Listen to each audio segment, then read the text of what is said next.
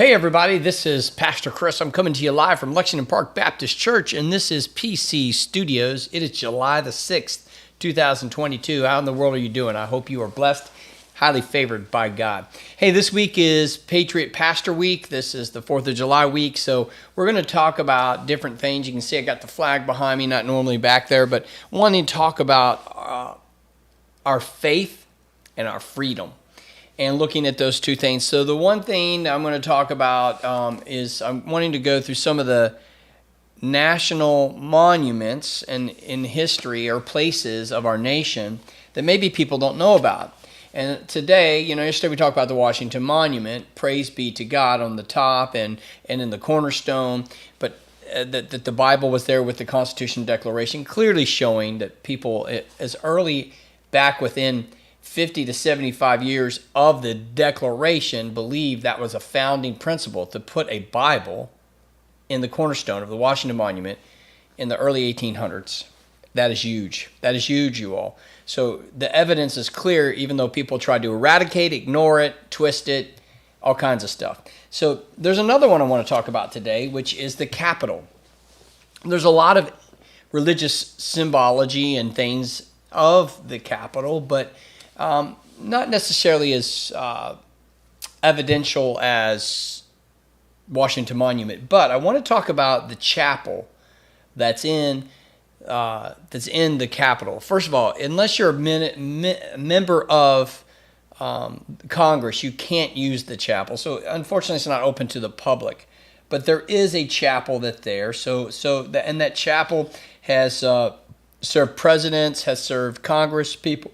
In 1952, Congress issued a joint resolution calling for a prayer service on the steps of the Capitol.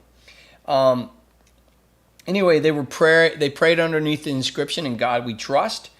They furthermore prayed and said, "Preserve me, God, for in Thee do I put my trust." That's inscribed in the window. So in the chapel, you have a picture of General Washington, a stained glass window, praying, "In God We Trust," and the saying, "Preserve me, God, for Thee do I put my trust." So, and now I realize this in the 1950s, okay? So that gets us a little bit. But before that, there wasn't a chapel there. However, this is where I want us to go back. Even though there wasn't a specific chapel there, they held church in the Capitol from the origins of our nation. Now, what we have is, we've mentioned, so Thomas Jefferson, James Madison, and other forefathers would have worshipped in the Capitol of the United States. There was no other church in the time. District of Columbia didn't have any churches at the time, and so they would meet in the Capitol. Thomas Jefferson would attend these services throughout his presidency, the third president of the United States of America. Many call him a deist, but yet the language of what he was weird. Thomas Jefferson was weird. Let's get this. His faith was weird. His religiosity was weird. His view of Christianity and the Bible were just bizarro. They're not like what we would think of Christianity today. However, even though he's part of the Enlightenment, he had some very immoral issues in his life, sexually and also with slavery, although he knew it was wrong. Didn't solve the problem. So yes, he was a man of his day, trying to do right things, and didn't solve all the problems he had to face. And that's like many of us today will be looked at and judged from the time we live. Why didn't you do this, or why didn't you do that? So I think it's wrong to do. But as far as his religiosity, a deist I think is too extreme, because the words he uses and the things he says are more like he really believes, just like Ben Franklin too, that God's involved in the affairs of mankind. He wrote in the Jefferson Memorial, we know it says God will not stay silent. He's going to rise up and judge us. So anyway, throughout his time, he would go and attend service, and he would, at the same time, he was writing to Danbury Baptist. Remember, I talked about that, to say there will be a wall of separation, church and state. He was saying, so at the same time he's attending worship in the Capitol, he wrote the letter to the Danbury Baptist, telling us that people's perspective of separation of church and state is not what Thomas Jefferson intended. He wanted to say, government will stay out of church. You worship as you want. We're not going to have a state religion. but it is Christianity. He knew it was Christianity, but there was no qualms with worship, Christian worship, which is what it was, in the Capitol. So I want you to see that and know that fact. There is a chapel in the Capitol. All the way back to Thomas Jefferson, they worshiped in the Capitol. Even James Madison, when he was president, now we're moving up, right? Because you're moving up. He even in his presidency worshiped there. And he is the founding father that wrote the Constitution, the great author of it, where Jefferson was the author of the Declaration. We have Madison being the author of the Constitution. Well, he didn't have a problem either. He worshiped in the Capitol, Christian worship, and he wrote the religious clauses. He wrote the comment that would have said freedom of religion, not meaning it from, but of religion. So I think when we look at the history of the Capitol and we look at the worship that took place there between Jefferson and Madison and others, we see a true indication that the separation of church and state is not what people today try to make it to be. That we were a Christian nation, that we did worship the God of the Scriptures, that we were not going to establish a Christian religion that would be the state religion. And they wanted a wall of separation of that. That was Thomas Jefferson to the Danbury. Now, Madison, freedom of religion, he clearly meant, he's talking Christianity, you guys. He wasn't thinking of all these other faiths out there. He was thinking, look, you have the freedom to worship as you want the God that's over our nation. And, whether that would have been any of the Protestant denominations, but even Catholicism coming in, even though there was discrimination against Catholics initially, and that's why Maryland has a history of that, and the Religious Tolerance Act of Maryland. So anyway, there's just history there. Many of us don't know.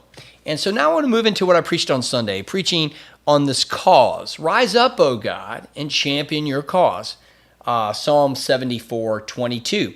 And God is wanting to make sure that we do his causes. So many of the causes come from that the sermon that I preach comes from this book right here. And so we can see political sermons from the American founding era. So this book is dating sermons of different pastors from 1730 to 1805. So we're dealing with revolutionary time period. Prior to it, though, we're dealing prior to it. We're dealing with the actual Declaration time and the Revolution time. This is covering those sermons. So I want you to hear not just the sermon that I preached Sunday was from October 5th, 1777 by Abraham Catullus. He preached in a Presbyterian church, and he preached boldly the causes of Christ. But there's other sermons that are in this book that I want to just kind of share with you. The titles that you would see, what they were preaching on. They were preaching against slavery, you all. Sermons were talking about this. Government is a pillar of God. What? We don't talk like that. But they realized government was a pillar. They had essential rights and liberties of Protestants. Civil magistrates must be just, ruling with the fear of God. Could you imagine that? Our politicians have to rule with the fear of God. They also had sermons and appeal to the public for religious liberty. Scriptural instructions to civil rulers. Scriptural instructions to our politicians. That was a sermon. That was a sermon that was preached in this time era. How about this? Divine judgments upon tyranny. A dialogue between the devil and George III. Wow. How about this? Defensive arms vindicated. In other words, Second Amendment rights. The danger of our national prosperity, warning us that greed can get in the way. The Republic of the Israelites and an example to the American states. So there's a sermon that was preached saying Israel is God's divine nation and America is parallel to it. We're an example. Israel's an example to America that we need to be under God. Pretty powerful sermon.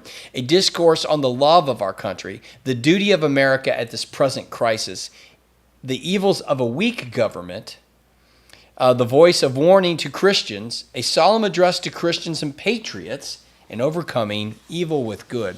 Also, sermons on slavery, sermons on freedoms, sermons on making sure all people are treated with equality.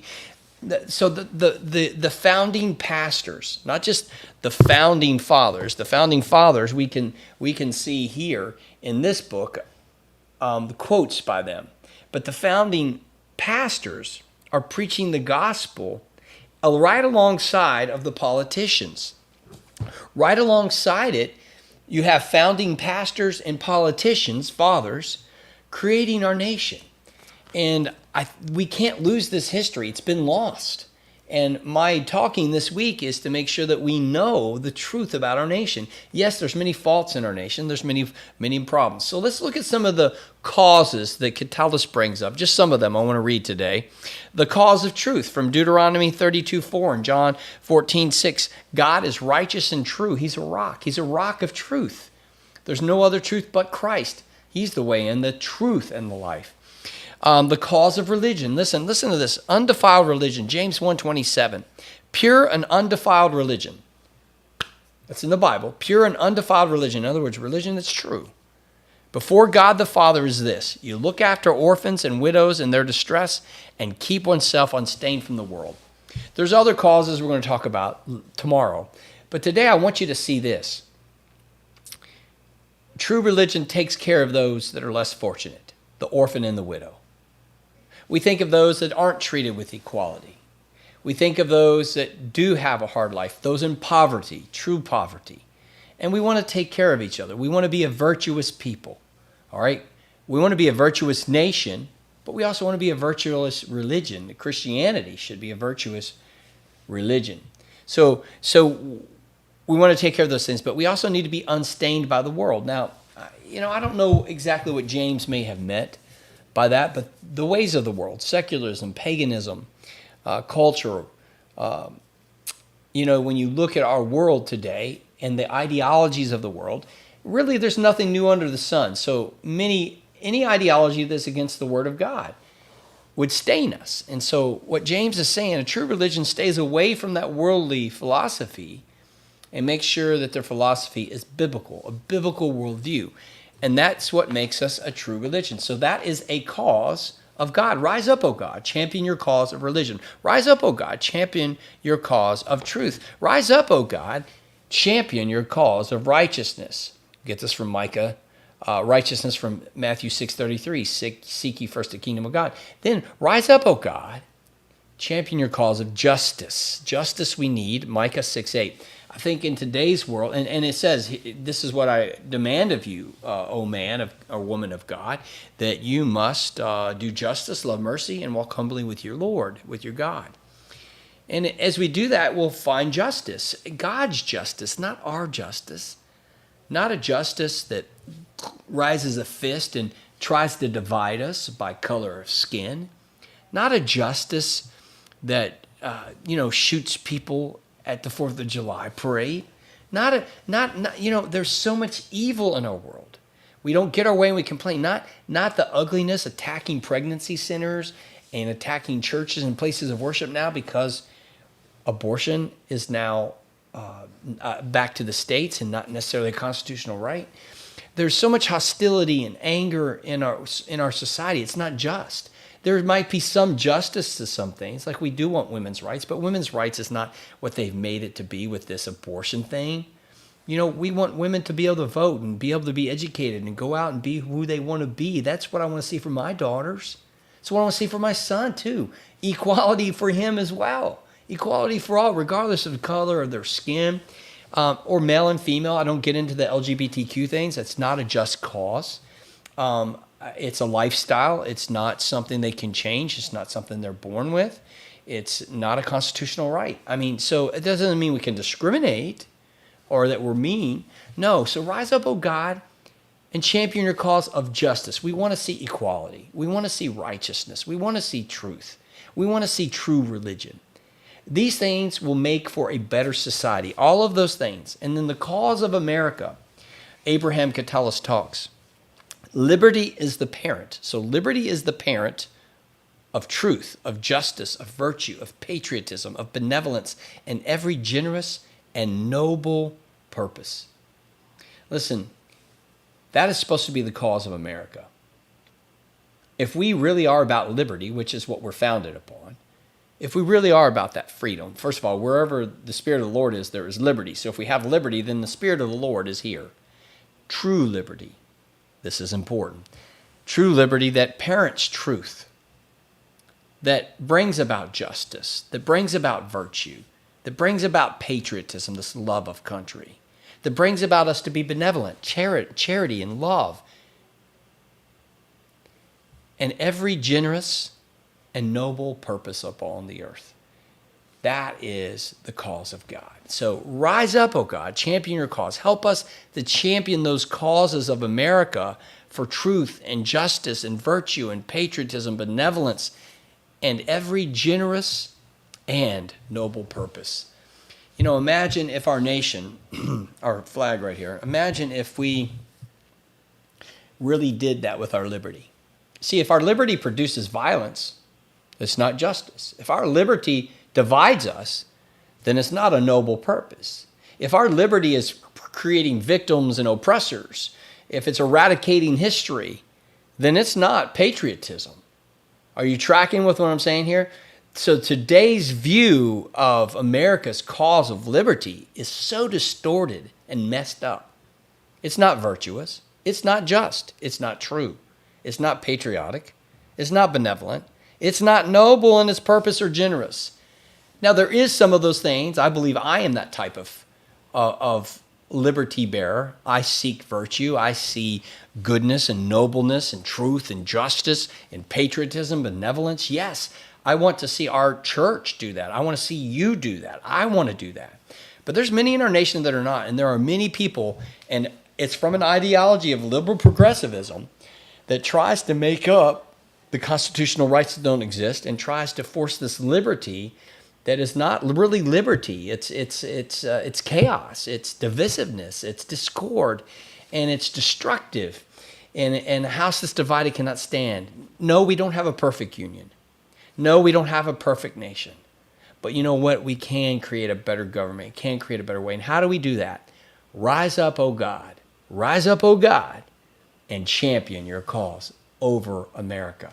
So as we look at this patriotic week, those are some things to think about. I hope something I've said today will inspire you and encourage you and maybe drive you to, see things a little different about America and about what we have. Hey, that's all I've got for you today. I'll be back here tomorrow at noon. Have a great day. Remember these two realities. God loves you, and so do I. You take care. Have a good day.